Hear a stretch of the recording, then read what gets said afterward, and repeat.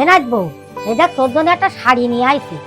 আমি ওই টাকা জমাইয়ে তাই কিনলাম। তুমি আবার আমার জন্য শাড়ি এনেছো কেন? তোর শাশুড়ি তো বাড়ি নেই, আমি সেই সময় দিয়ে গেলাম। দেখো তো, তুমি আবার আমার জন্য কি করতে শাড়ি এনেছো? কোথায় আমি তোমাকে শাড়ি কিনে দেবো তা না, তুমি আমার জন্য শাড়ি কিনে এনেছো। নে নে নে, দেখ দেখ শাড়িটা কেমন।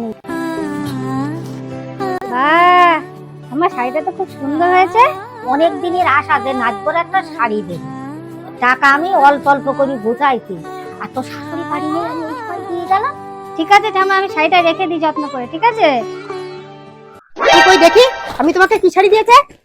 বাবা, ঠাম্মি তোমাকে এত দামি শাড়ি কিনে দিয়েছে, তুমি ফট করে নিয়ে নিলে? শাড়িটা তো ঠাম্মা আমাকে দিয়েছে, আমি তো ঠাম্মার কাছে শাড়ি চাইনি, আর মনে হয়েছে দেবে আমাকে, তাই জন্য দিয়েছে।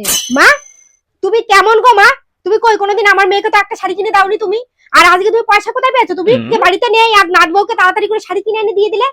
দেখো বৌমা, আমার অনেক দিন থেকে ইচ্ছা ছিল যে নাচবোর একটা শাড়ি দেবো, তাই ওই টাকা গুছাই একটা শাড়ি কে। তুমি ওরকম কথা বলছো কেন? 2 দিন আসতে না আসতে নাতির বউয়ের উপর একটা ভারী দরদ হয়ে গেছে তোমার, আর নাতির পরে কোনো দরদ নেই।